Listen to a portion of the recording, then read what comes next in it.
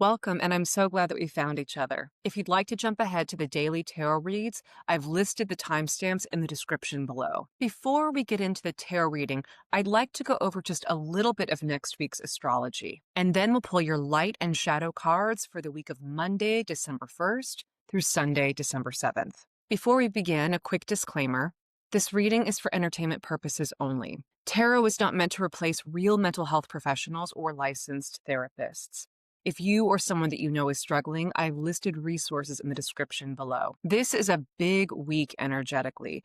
Let me break down just a little bit of what's happening in the cosmos. First, we're still moving through the energy of the Eight of Wands according to the Thoth Decans of the Zodiac. This runs from November 23rd to December 2nd. As I discussed in last week's video, this card is all about swift movement, travel, and rapid communication. Not only have we had swift movement moving us forward, we were also in a Mercury retrograde until November 29th, which simultaneously made us feel like we were moving backward. So if you felt a lot of stopping and starting, like important momentum-driven topics kept going off the rails, that might explain why. If you missed last week's video and would like to go back, I've linked it in the description below. Even though we're out of the height of the Mercury retrograde, we're still in Mercury's post-retrograde shadow period until December 6th. So give yourself grace. Don't rush major decisions just yet. This week is about tying up loose ends from the last few weeks and then preparing to move forward. Wednesday, December 3rd is also special. We move out of Eight of Wands and into the Nine of Wands energy. The Nine of Wands asks, are you protecting yourself or just building insurmountable emotional walls? Thursday, December 4th, we have a super full moon in Gemini. Full moons are always about culmination and release, but a super moon in Gemini, we're talking about communication breakthroughs, truth revelation, and maybe being able to push forward with big topics or big projects that have been on the back burner. This is a perfect time to have important conversations, lay new foundations, and clear the air with anything that you don't want to take with you into the holiday season and into 2026. Those are your major cosmic players this week. Now let's see what the cards want to show you. For Monday, December 1st, our light card is the Two of Wands reversed. Our shadow is the Hanged Man. The Two of Wands reversed would show that you are eager to get started on a new project. You are laying foundation and figuring out what your next steps are to move forward with a new plan. But the reversal might say that it is not time just yet. And this is backed up by the Hanged Man coming underneath all of this. The Hanged Man is an individual who understands that repose and rest is necessary in order to find the higher calling and the truest path that they should take forward. So it's possible that you are not getting the momentum that you want or need to take on a new project or a new expansive endeavor because there's still a little bit more spiritual homework to do. For Tuesday, December 2nd, our light card is the Knight of Pentacles, and our shadow is the Five of Wands. Tuesday asks you to build solid plans and figure out how it is that you want to proceed forward in a cautious, methodical way because the competition is stiff. And if you don't know what you're doing and you don't lay your plans well, you will fall flat or other people will be able to outcompete you. It's not bad to be in a competitive field. If anything, be excited about the fact that you're up against so many other talented individuals. There's a lot of inspiration that's possible here. Maybe ideas or things come to you that you hadn't thought of because you wouldn't have known if you didn't meet other people on your battlefield. But it asks you to really get everything in line for your highest success. Otherwise, I'm afraid the competition might be able to win this battle. If you're finding this helpful, hit that like button so more people can find these readings. On Wednesday, December 3rd, as we move into the Nine of Wands energy according to the Decans of the Zodiac, our light card is the Five of Swords, and our shadow is the Magician. Interesting that the Five of Swords comes on the heels of the Five of Wands on Tuesday. So on Wednesday, you might have had to resort to some shady behavior, or perhaps other people had to resort to shady behavior in order to come out on top and in order to get what it is that they want. Underneath all of this with the Magician is a magical individual, someone who knows how to harness all of the elements of their talents to be able to get what it is that they want. So perhaps someone, whether it's you or someone else, has to tap into things or skills that they normally wouldn't in order to come out on top.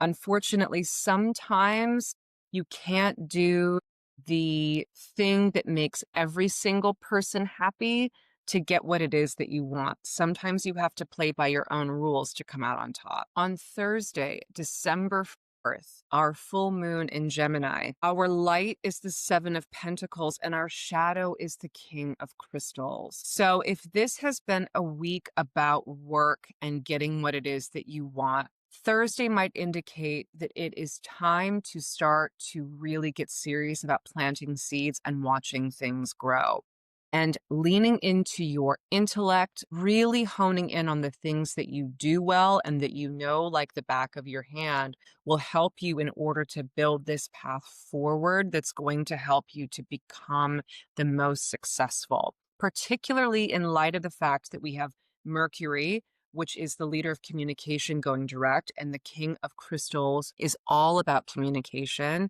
He would be Mercury incarnate. It makes a lot of sense that your power of thought, clarity of mind is really kicking up on this day.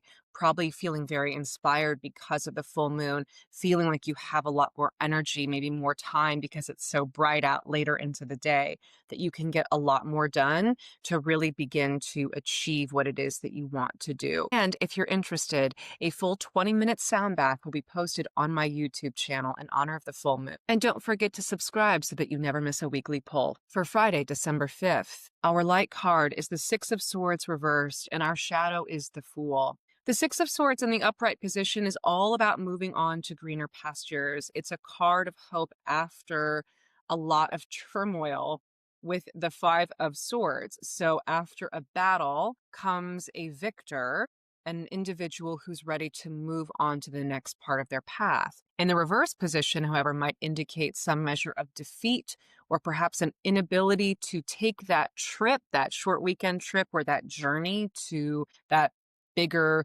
greener pasture you've been wanting to move on to for whatever reason. And perhaps underneath it is because you're not still quite sure about what it is that you're doing, or you're not quite sure and confident about stepping off the ledge into this new thing that you feel is either exciting or promised to you or that you've been wanting to do.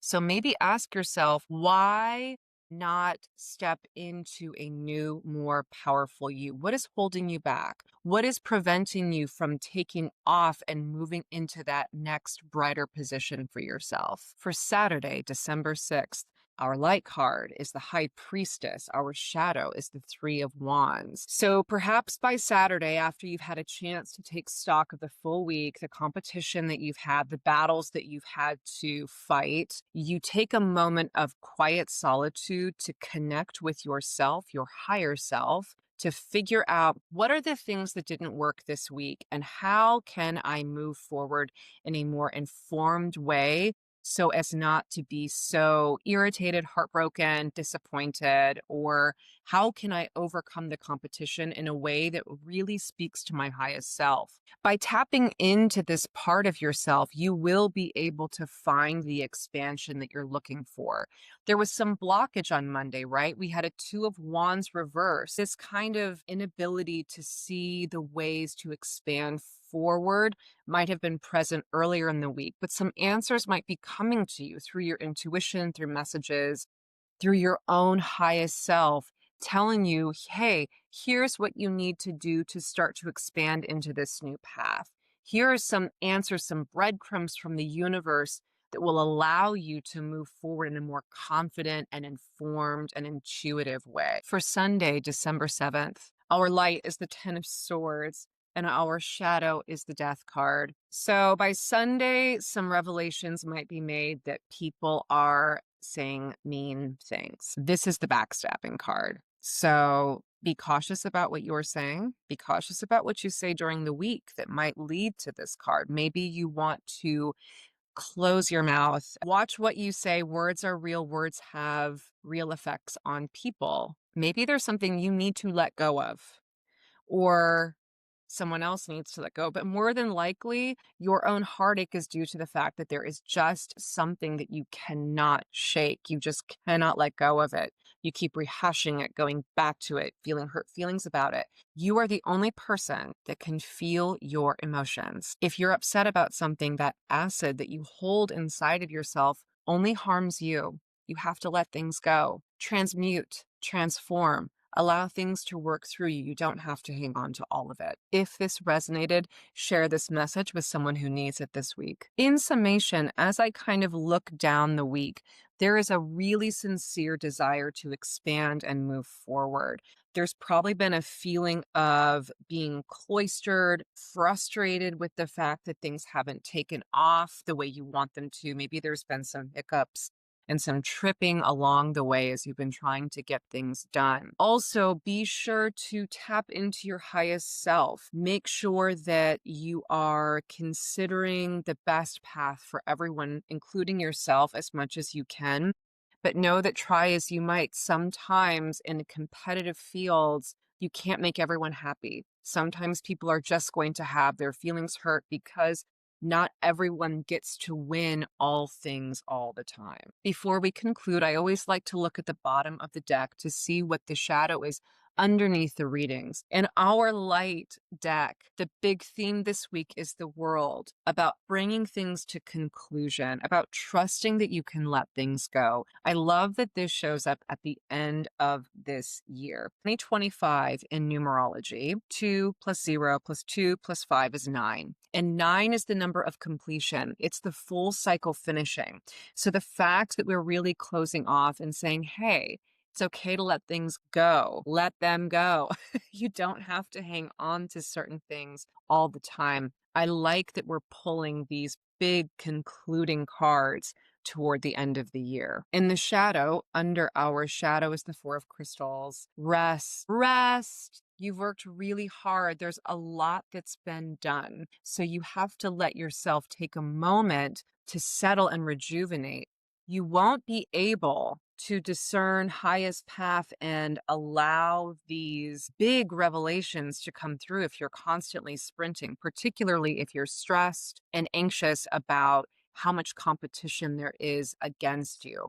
So your task is to meditate, take a moment, and reconnect with yourself so that you're not getting burned out. Thank you so much for joining me for this week's reading. Remember, you have the power to work with these energies consciously. The cards show us possibilities, not certainties. Take what resonates, leave what doesn't, and trust your own intuition above all else. If you found this helpful, I'd love for you to like, share, or leave a comment below with what resonated most for you. And I'll see you next week for another pull. Until then, trust yourself and move with intention. Take care.